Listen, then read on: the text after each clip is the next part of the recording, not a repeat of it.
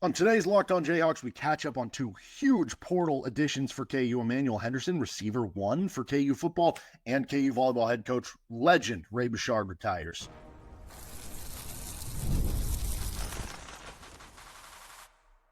You are Locked On Jayhawks, your daily podcast on the Kansas Jayhawks.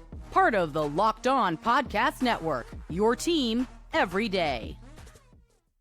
What's happening? Welcome back. Thank you for sticking with us through Christmas break, so to speak. We're back now every day right here with Locked On Jayhawks, and thanks for making it your first listen every day. Thank you to everydayers catching each and every show. We're free and available wherever you get your podcasts, and you can find us on our YouTube page where you can like and subscribe to the show. On today's edition, we're going to be breaking down some of the stuff that we missed last week. Emmanuel Henderson, a receiver transfer from Alabama, joining the program. Tavake Tuikolovatu, I probably completely butchered that, offensive lineman from UCLA, transferring into the program as well. And then KU volleyball head coach, legendary head coach, Ray Bechard, has retired. So we're going to discuss all of those on today's episode of the show. Let's start right here with Emmanuel Henderson. He is the new addition to the receiver room for KU. And I mean, there is real potential for this guy to be receiver one at KU. There's real potential for him to be the first 1,000-yard receiver that KU has had since the Desmond Briscoe, Kerry Meyer days, right? Now, there's also a chance that Emmanuel Henderson ends up being, I don't know, your third or fourth receiver, and that he doesn't have a ton of production coming into there, right? Like there's a world of possibilities when you have a guy who's ultra talented but hasn't produced at the collegiate level yet. But he's a 6'1", 185-pound receiver from Alabama. He came into Alabama actually at the running back position. He was a 4-star recruit, 97 graded running back, who was the number 2 running back in his class. He was the number 59 overall player, according to 24/7 Sports, who eventually moved to receiver. Now, would it be out of this world if KU brought him in and was like, hey, we're going to actually play you at running back? Like, we lost Devin Neal. Like, oh, we want you to be this explosive running back. I don't expect that to happen, but like, who knows? Or is it even to be like a Deebo Samuel type role where you're playing some running back, you're playing some receiver, or is it just strictly to be the receiver one possibly? Like, there's a world of possibility here, point being. But he played sparingly. He did play all 3 seasons that he was in Tuscaloosa. He got his most playing time this season, where he was the 4th receiver on a team that, I mean, Ryan Williams is one of the 2 best receivers in the country. He has like a 17-year-old freshman. They have some really good receivers on that team. So being receiver 4, you know, isn't necessarily a huge knock against him, but he didn't get a ton of playing time or a ton of, I guess, targets, you would say. 4 balls caught for 82 yards. He did have a 34-yarder against Georgia, which I'm sure you've seen the highlight by now, a 28-yarder against Missouri as well. So he's going to get a chance to make some more catches against Missouri this year. He's going to be a senior, 1 season left. I don't think that's something that you can maneuver around based on the games played, that he will have 1 season left of play. So he's an 87 graded 3-star transfer, according to 24/7 Sports. He was listed as a 57 on Pro Football Focus. But again, that is such a small sample size that I don't really want to take it into account. One thing that I did find interesting here, if you look at some of the Pro Football Focus snap counts, he had 462 career special teams snaps in his 3 years at Alabama. So this is a guy who can play on special teams for you. He can be a gunner. He can be a punt returner, a kick returner for you. Like, there's a lot of things he can add to the program besides just the receiver position. So I think when you're looking at best case scenario versus worst case scenario, I'm going to get into some interesting, I guess, I don't even mean to say player comps. I just mean like path comps of, I'll get into it right here. Let's just do this, because there's 2 immediate names that popped into my brain when I found out that Kansas was landing Emmanuel Henderson, a former highly recruited player. And again, it's a little different because he was a running back coming out and all that stuff, but a former highly recruited player who goes to a big school initially and then transfers away from the program to get more playing time because he's in a situation where he's behind some other good players at his position. There's obviously plenty more examples than these 2, but these are the first 2 that came to mind. One is a Kansas one and one is a Alabama one. So, you know, maybe that makes it more tie-ins. The not as fun comparison here for, again, this isn't necessarily how this player plays or their style of play. I just mean from the path the player went on is similar. is the one with the KU tie-in, and that would be Justin McKay. If you remember Justin McKay, he was a 4-star receiver, went to Bishop Miege out of high school, was a top 150 recruit in the country, originally went to Oklahoma out of high school, and he was behind guys like Kenny Stills and Sterling Shepard and a bunch of other talented receivers that Oklahoma had. So he ends up transferring to Kansas. The hype was huge, along with all the other transfers he brought in with Charlie Weiss and everything. He had a fine KU career. He was actually solid on special teams for you. But he was below 300 career receiving yards. He was far from being a number one receiver for KU, which were probably things you hoped for when you initially brought him in, right? The fun one is the guy who went to Alabama, Jamison Williams. He left Ohio State when he was behind Jackson Smith and Jigba. I think they would have had Marvin Harrison at the time. I mean, think about the long factory list of Ohio State receivers they've had. He was kind of their receiver 4 there, right? And so he transfers in, similar to here, he's your receiver 4 when you're talking about Henderson. And he goes to Alabama and breaks out. He ends up being a first-round pick and has an unbelievable season for a team that goes to a title. I'm not saying that Kansas is going to do those things, but that's the positive path of what you're kind of looking at here. And so what I think is interesting when you're looking at the possible floor versus ceiling, right? This is a guy who ran a 4.35 by one, noted story when he was back in high school. He clearly has yard after catch skills when you go back to him being a previous running back.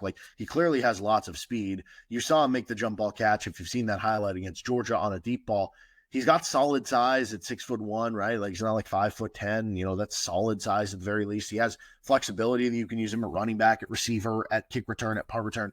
The ceiling potential here is that this dude is your receiver 1, that he's getting involved in a lot of ways, that he has, over 1,000 all-purpose yards when you total everything up, and that this dude is a game changer, and that this dude is, the most talented receiver you've had in some time. Even as productive as this core of receivers was, and the amazing catches that Quentin Skinner would have, and the reliability of Luke Grimm, and some of the big plays that LJ Arnold had, there's another level of talent that you might be able to tap into with Henderson that potentially, again, this is if he lives up to the potential, if everything clicks, you could be talking about the best receiver Jalon Daniels has thrown to in his time at Kansas. Now, that is a lot of ifs, and the floor outcome here is maybe he is more of a Trevor Wilson. You're using him more on special teams. He's kind of your receiver 3, receiver 4. And you're just finding ways to get him all-purpose touches, but he's not as involved in the offense because the experience at receiver just isn't there. And then maybe the medium category here is when you look at this receiver room, and that's the thing that's different.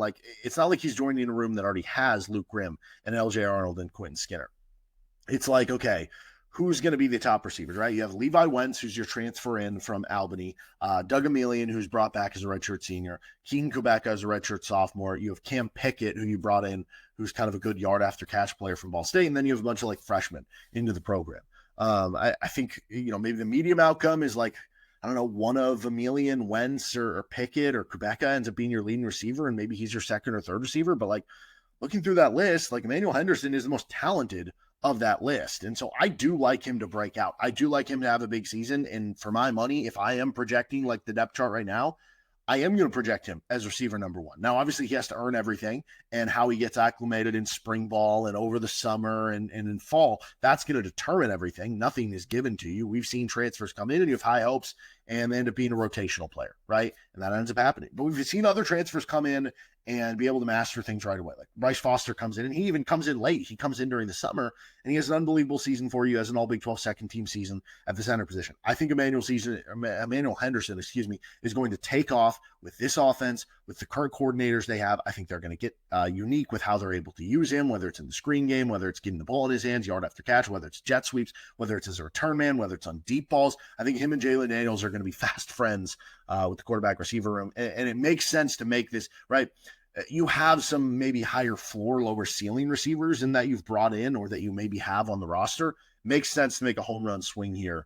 And I love this addition, Emmanuel Henderson. Let's talk about KU's addition to the offensive line, though, on the other side.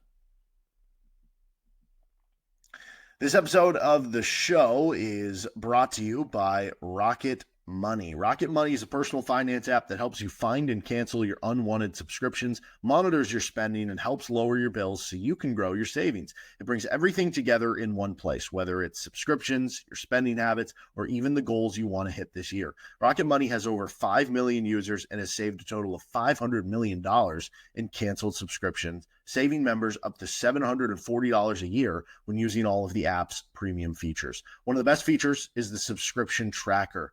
You can use it to cancel services that you might not be using anymore. You might think might have become overpriced, and you can save a ton. Plus, with their goals features, you're going to be able to set automatically aside money for your future. No more stressing about budgeting every month. And that's a great thing to do with for New Year's resolution in 2025. You're not already doing that. So cancel your unwanted subscriptions and reach your financial goals faster with Rocket Money. Go to rocketmoney.com/locked on today. That is rocketmoney.com/locked on. rocketmoney.com/locked on.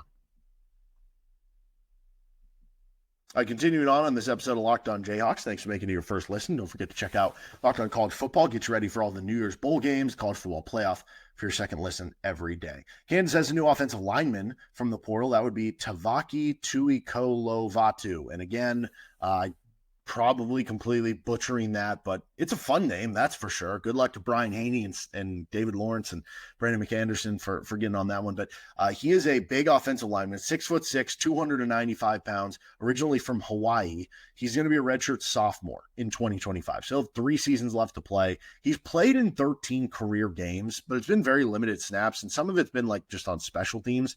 That's over 2 seasons. His first season, he redshirted at UCLA. This past year, again, he played 12 games, but I think it was really only like 6 games that he played on the offensive line, and it's also very limited snaps. It's 40 total snaps in 2 seasons, right? So, I mean, it's not many snaps at all.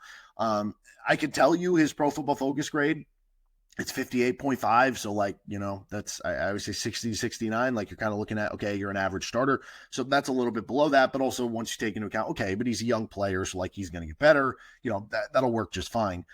But I don't know, kind of throw that out the window. It's only 37 snaps. And honestly, like if you actually do want to view it in a positive light, again, take it with a grain of salt because it's such a small sample size.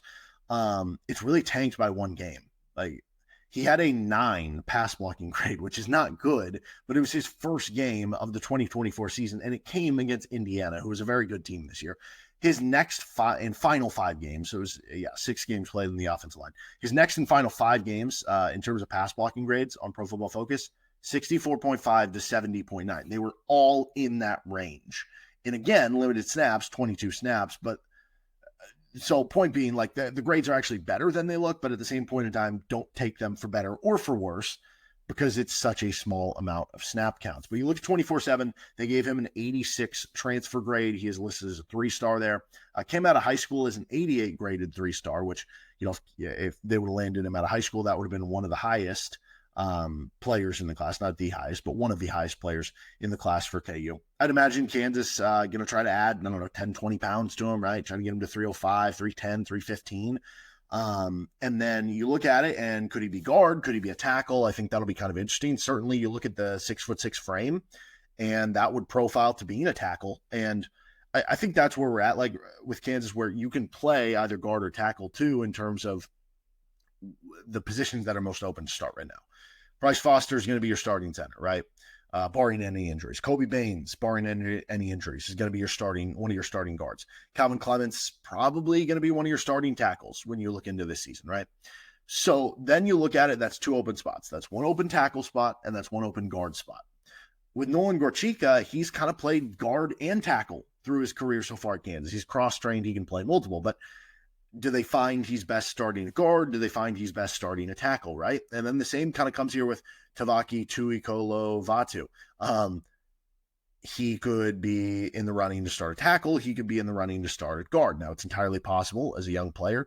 He's maybe on the 2 deep this year, and then maybe he works his way into the starting lineup later in the season or the following year in 2026. But the way I look at it, like, it's probably between Gorchika, Tuikolovatu, Livingston, I guess some of the transfers you brought in with Tanner and Harper, and then maybe you would throw like Amir Herring in terms of him being able to play the guard position, maybe Tyler Mercer, who could be your backup center, but also could start at guard. I look at that group of players there. They're probably competing for like 2 starting spots between that handful of players that you're looking at. And so obviously with the offensive line, I do have some questions about, just how ready some of these guys are going to be with Tuikolovatu, like, again, 40 snaps between 2 players. With Harper and Tanner, you got a lot of playing time as freshmen, but in Harper's case, it's at the D2 level. In Tanner's case, it wasn't with great grades at the American level, right? And so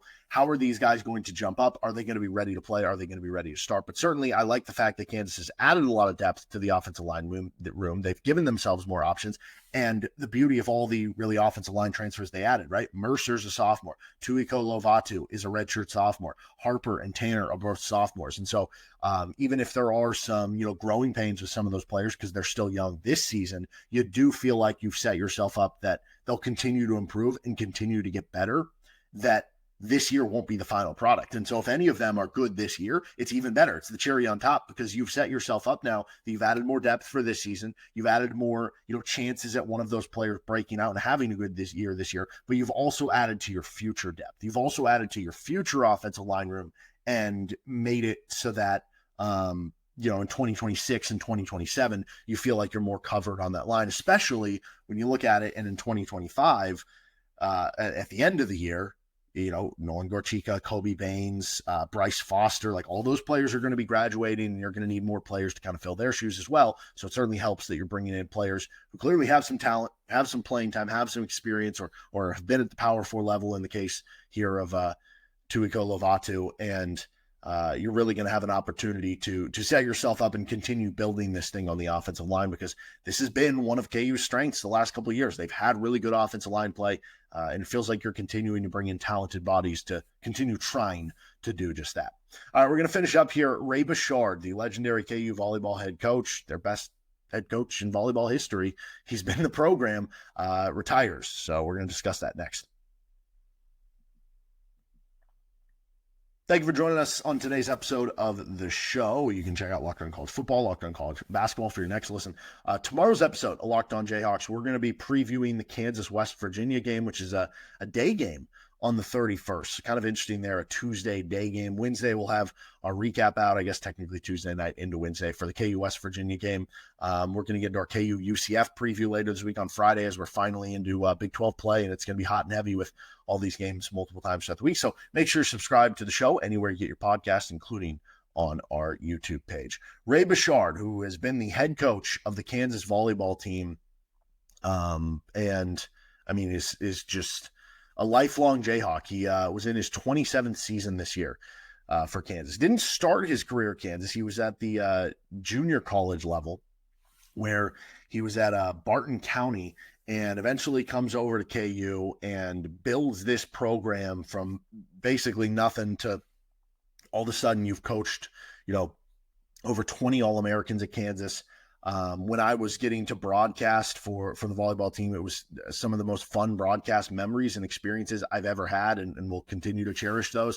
They made a Final Four. They won the program's first ever Big 12 championship in addition to the first program ever Final Four. They made 12 NCAA tournaments. I mean, to go from a program that, was struggling to make tournaments, or at the beginning of his career, he's building it up, right? And then he makes some of those early on ones, and then starts to really get it rolling in the back half of his tenure. I mean, he was the Big 12 Coach of the Year 5 times. They all happened from 2012 on.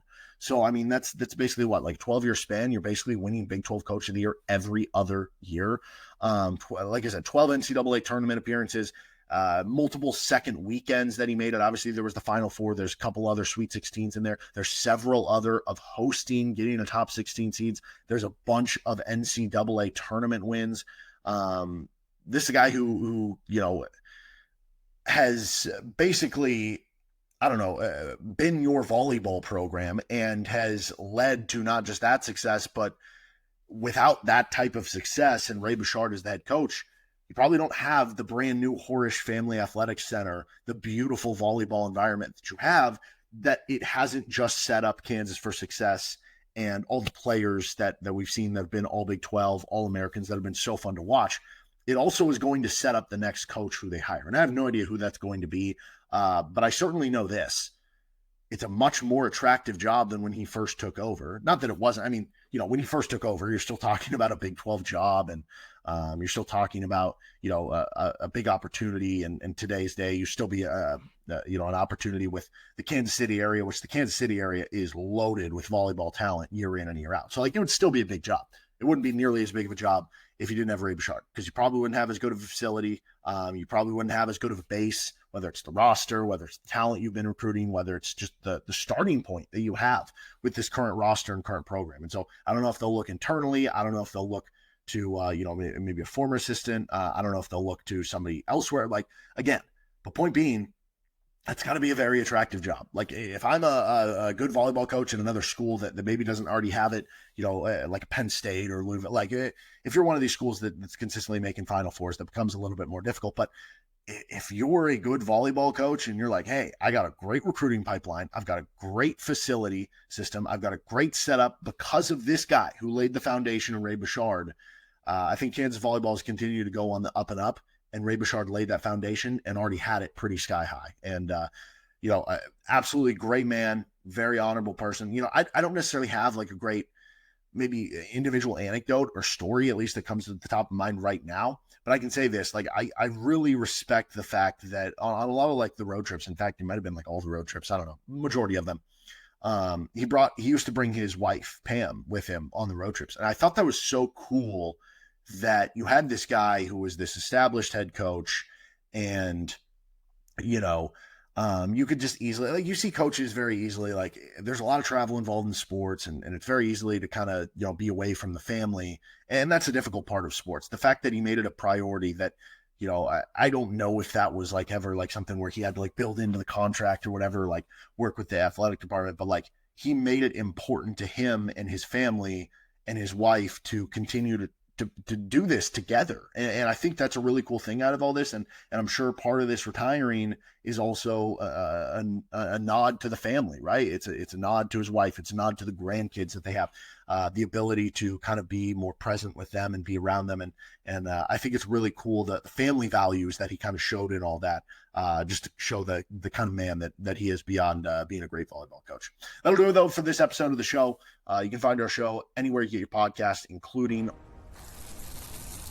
and you can also find us at D Johnson Radio on Twitter, at Derek Johnson on Blue Sky. We'll be back for KU West Virginia preview. See you then with Locked On Jayhawks.